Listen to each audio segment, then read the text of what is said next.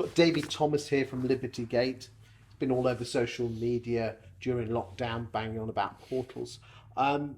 David, you've started also a self-employed model with your estate agency. Why did you do that? Talk to me.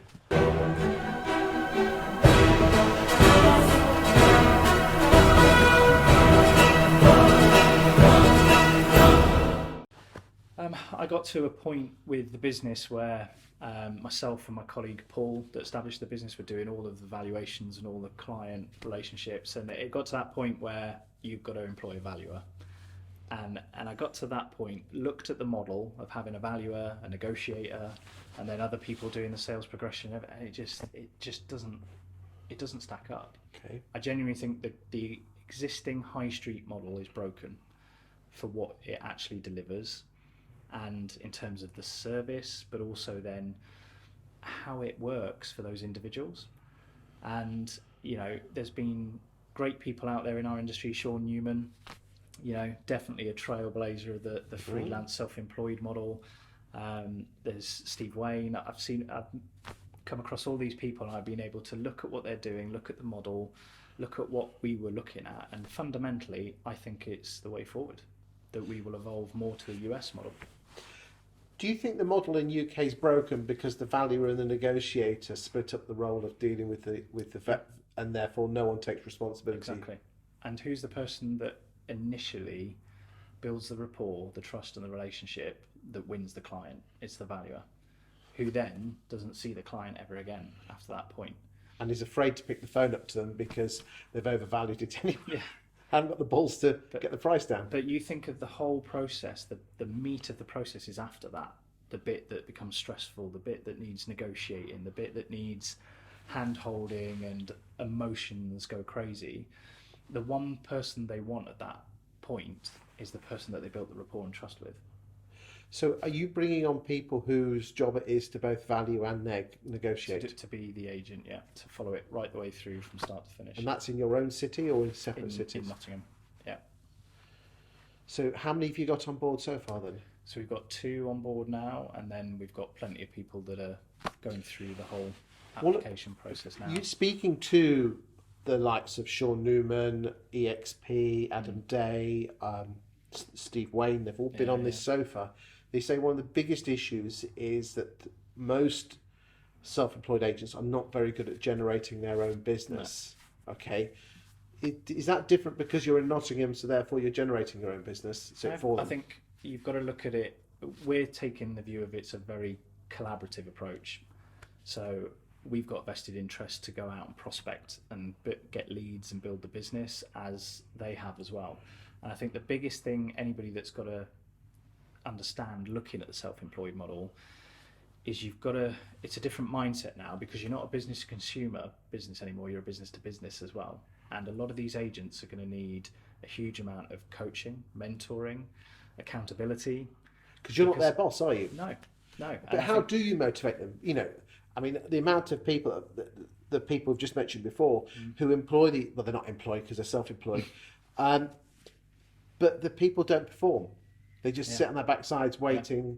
And that's either that they're just not a right fit for it, because it is going to take a real mindset shift to be able to do it. You've got to have that entrepreneurial spirit. You've got to be able to motivate yourself and drive yourself forward to build a business. But what have you learnt?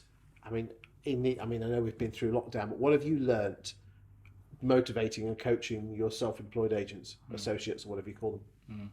What have you learnt? A lot of it is about that coaching element, like literally being there on the phone for them. Have you made any mistakes? I think the biggest understanding you've got to take away is it's extremely time consuming, because each individual has got their different ways of dealing with things, different things they're going to need help and support with. So some people need a little bit more of your time in terms of talking them through something, giving them the confidence and holding them accountable to it, and others literally just fly and they need very little. Did you think in hindsight that it might have been just easy just to employ a couple of negs? No, because I actually think I get more out of helping and coaching and kind of mentoring an agent to be a better version of them than trying to keep somebody to a job role that it's not fulfilling for them. It's not the same. Do you think there's estate agents out there that will go down the self-employed route just to cut costs? Possibly, yeah. What would you say to those? Don't do it, because you're seriously going to put everybody at risk. It took me 2 years of looking at this model before I 100% went for it, and that was because there is a huge amount of risk involved, not just from a business angle, but from the fact that these people are going to put their livelihoods on the line.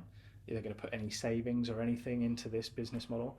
So a lot of the process of even talking to people about doing it is literally making them realise everything that's involved with it, the risks that are involved with it, the work ethic that you're going to need to make it work.